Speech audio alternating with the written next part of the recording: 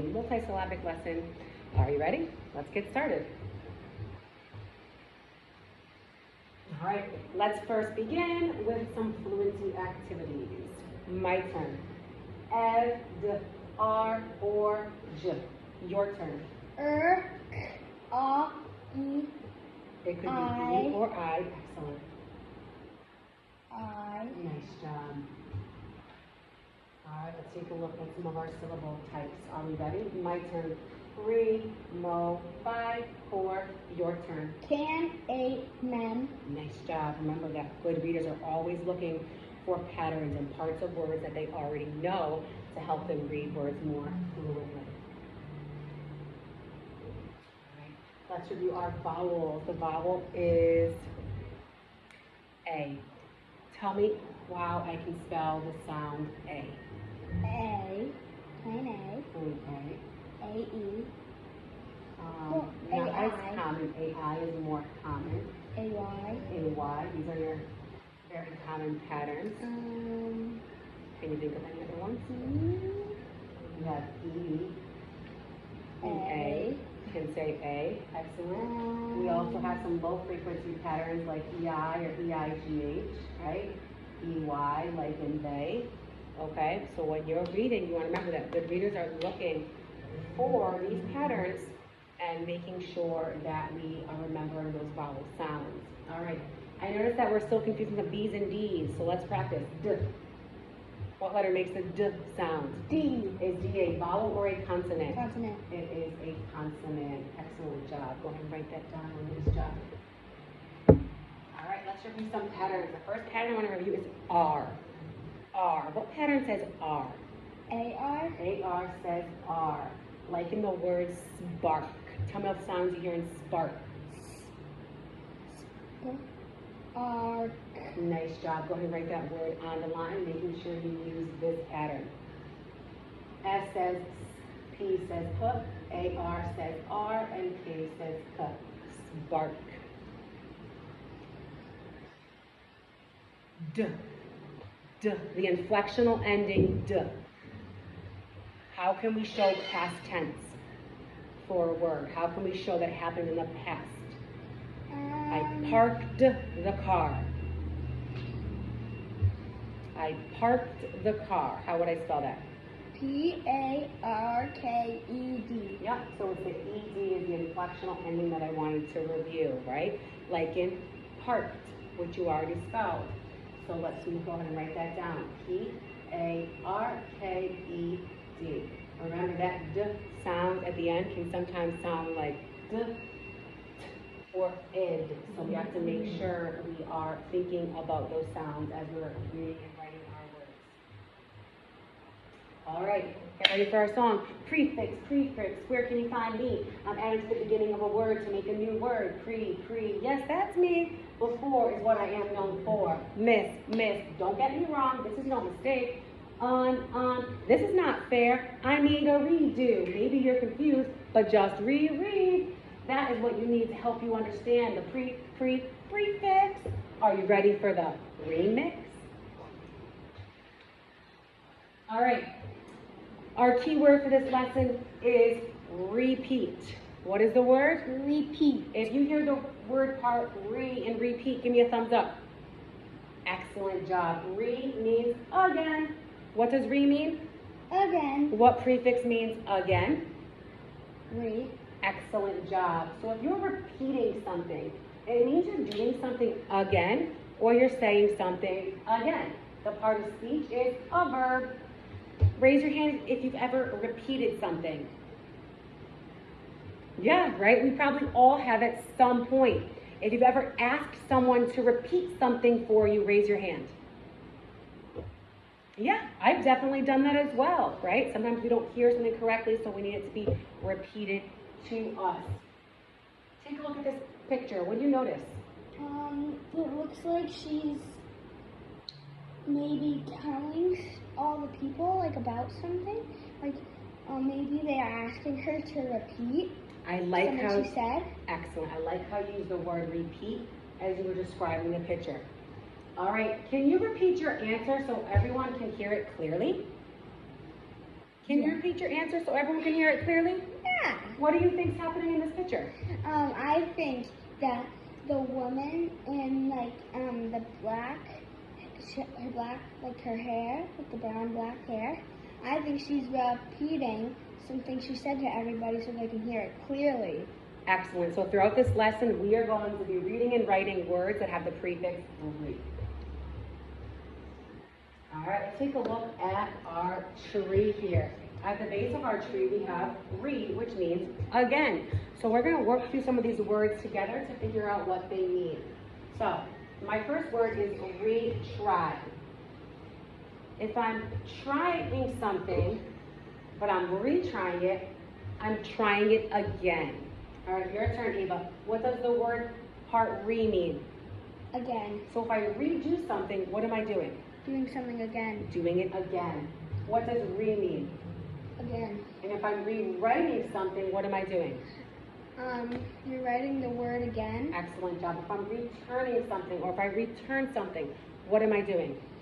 Giving it back. Giving it back. I'm Again. turning it in again. Excellent. And if I'm researching something, what am I doing? Looking up something. Looking up. I like how you said looking up because it goes along with searching, right? So I'm searching for something. I'm looking something up again. Excellent job.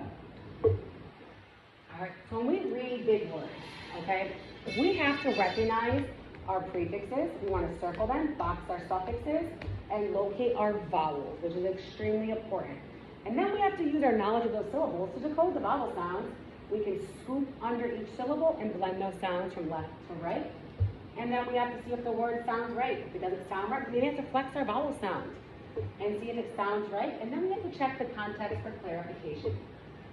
So let's get started and let me show you. So as I look at this word, I see the prefix re, and then I see do. So I know that word is redo. Ava, what do you recognize when you look at this word? Do you see any prefixes? Yes. What do you see? Re. Perfect. Go ahead and circle it on your paper. Do you notice any suffixes? No, I don't see any suffixes. How about any vowels? Yes. What vowels do you see? E-A. E-A. So I'm going to underline my vowels. And let's scoop up our syllables. What is our word? Reread. Excellent job. Take a look at the next one, Ava. What do you notice? Do you see any prefixes? I see re. Yeah. Okay. And then I see we have our base word play, so no suffixes there. But I see the AY. So now I'm going to scoop up these syllables. Ready? Because I know every syllable has to have its own vowel sound. What is our word? Replay. And nice job. And what do you notice here, Ava? There's re at the beginning, So we have our prefix re. and there's AI in the middle of the word. I like how you first search for your prefix, you found your vowels, and now you can scoop up the syllables to decode your word. What is our word? Regain. Nice job. Let's practice reading those words fluently. Here's a little song that you could also do to help you remember that strategy. Marking up words. Prefix, prefix, circle me. If you see a suffix, put a box around me. Vowels, vowels, where are you? If I look closely, I can find them too. The, vowel graphemes. Draw a line under me. Scoop up the syllables. It's easy as 1, 2, 3. Look for a pattern and then divide me. All right, so far we've learned that there's compound words. There's vowel consonant, consonant vowel words. There's words that have two vowels together that are divided. There's words that we have to divide in between 3 consonants. There's words that have a long vowel sound, and we divide after the long vowel sound. There's words that we have to divide after the CVC pattern. And then we have our consonant LE words, and we started learning about our prefixes and suffixes. So these are all patterns that we're looking for when we're decoding multisyllabic words. All right, so what do we notice here, Eva? What do we see? I see the word reread. Okay, so you see read, so you can already read that word. If your students are already reading the word, just have them read the word. If they're struggling with this multisyllabic word, you want them to recognize those patterns. So you want them to know that there's a prefix, and then you can write in the box for them. We have re, our base word. Ask them how many vowels are in this word. There's 3 vowels. Are there any digraphs? Nope. Any blends? Nope. Any arc control? Nope. We have open, read. We have a vowel team, read. And then the other boxes apply. The goal for this activity is for them to start taking apart the word and recognizing those meaningful parts to it. And you would repeat with the next set of words as well. For our multisyllabic word routine, you're going to have your students say the word. So the first word is going to be repeat. What is the word? Repeat. Excellent. How many syllables are in repeat? 2. 2 syllables. What is our first syllable? Read. Excellent job. Tell me all the sounds you hear in read. E. Nice job. What is our second syllable? Peat. Tell me all the sounds you hear in Pete. E. Excellent job. And what was the word? Repeat. Nice job. So for this activity, you want your students to say the multisyllabic word, separate it into syllables, segment the first syllable and write in the letters that match, and then do the same for the second syllable and then write the whole word. This helps them to break the word down so that it's easier for them to remember what they were writing and to make sure they're more accurate with their word dictation activity. All right, let's go and practice reading some words fluently. Watch me first. Are you ready? Retell, redo, reread. Your turn. Rewrite, reuse, remake, Excellent. react, renew, replay. Awesome job. Oops, all backwards. That was my fault. All right, and then we have some heart words here that we're going to review. Ready? January, out, room, food, Wednesday, camp, August, always, whose, books, good, laugh, mountains, idea, even, grow. Nice job, and depending on how much time you have, I wouldn't spend more than 30 seconds to a minute on this slide. This is strictly review of high frequency words. All right, and here we review our different syllable types. This is really important because we want our students to look at words and to be able to understand the syllable types so that they can then divide that word in meaningful ways and not have to think about all of those strategies and ways that they can divide the syllables. We introduce them to how to divide words. However, sometimes that can be overwhelming, so we just want them to know these syllable types so that when they're segmenting the words that they are listening for meaningful parts. So Eva, take a look at our word list on the bottom here. We have PUD. Which syllable type is PUD? PUD.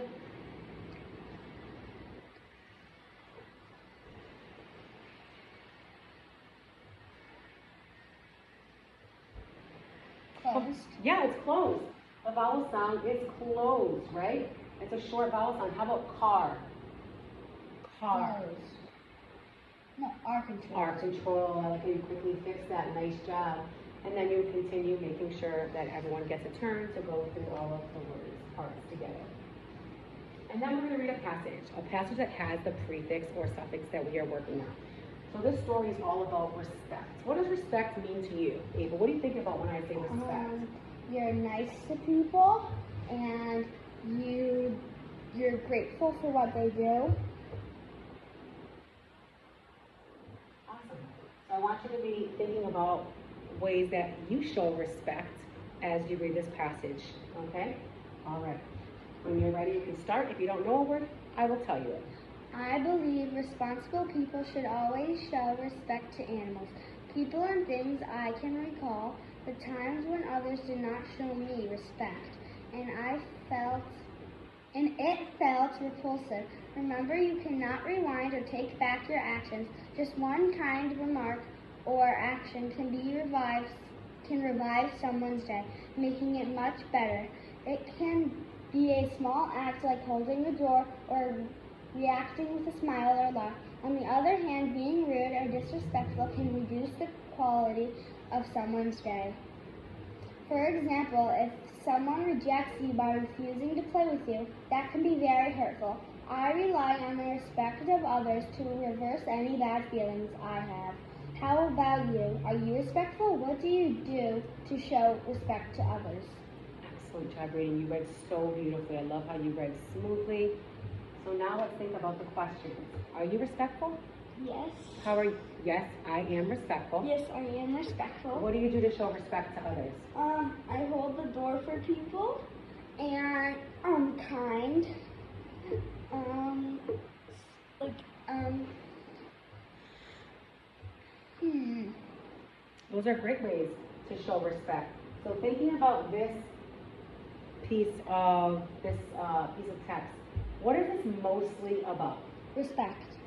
What can you tell me about respect? What about respect do they want us to know? That just one kind of remark or action can revive someone's day. Okay. Says. Let's see. So as I'm looking at this, I'm thinking about what they said in the beginning. Yeah. People should always show respect to others, right? People should always show respect to others.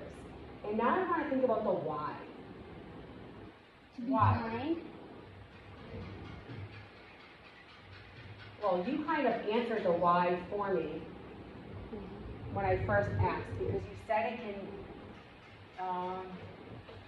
because one kind of marker action can revive someone's day. So people should always respect others. And then how can we add the part that you mentioned to the gist? People should always respect others because just one kind remark or action can revive someone's day.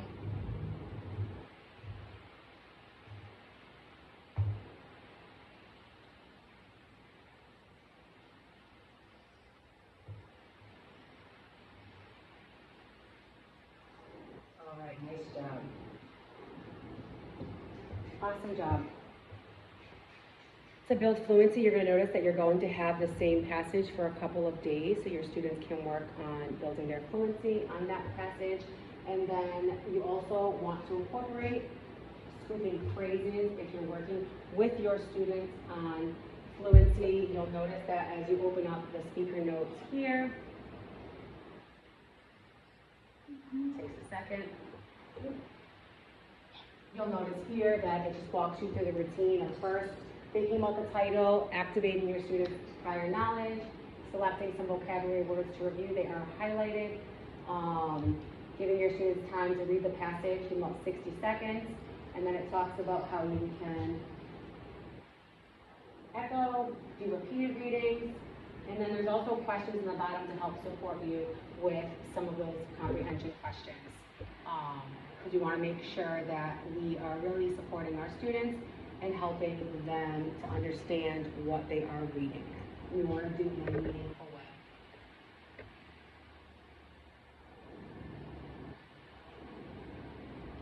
And then when we get ready to write our sentence. Eva, get ready to write your sentence, please. All right, excellent job. Let's open up those speaker notes so we can see what our sentence is going to be for today. I'm going to minimize it so I don't keep. All right, our sentence. I had to rewrite my story because it was hard to read. It's a longer sentence. I had to rewrite my story because it was longer to read. It was hard to read. I had to rewrite my story because it was hard to read. How many words are in your sentence? I had to rewrite my story because it was hard to read. Nice job. Go ahead and write your sentence down. All right, let's see if your sentence matches my sentence. I had to rewrite my story.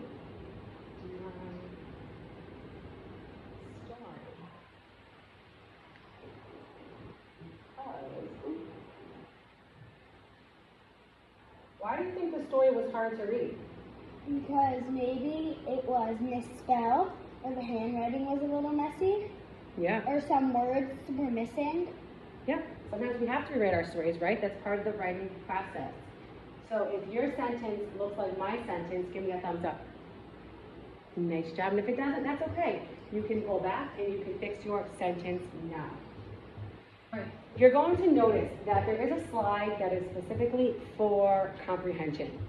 And throughout each of the units, it progresses to more complex skills. These slides are for you to really focus on explicitly teaching your students how to use these skills or strategies. So this one's really focusing on inferencing. So you can use the prior text that we just read on respect, or if you wanted to use an article or a leveled reader, this is a perfect opportunity to read a page and then to really practice making inferences with your students. And then once again, we have our oral language practice here. So what do you notice? I noticed that it looks like the kid is at a trampoline park. Why do you think they're at a trampoline park? Because it looks like there's a trampoline, and he has like the trampoline socks. Have you ever been to a trampoline park? Yes. Does this look familiar to you? Yes. Yes, right? So when you're looking at pictures, when you're thinking about stories, we're thinking about how it can relate to our own life, and we're using that knowledge to help us better understand what we are reading. And that wraps up a multisyllabic lesson. And as I mentioned, all of the lessons follow the same structures and routines. You are just simply introducing a new prefix or suffix or multisyllabic word part throughout all of these lessons, but everything else stays the same.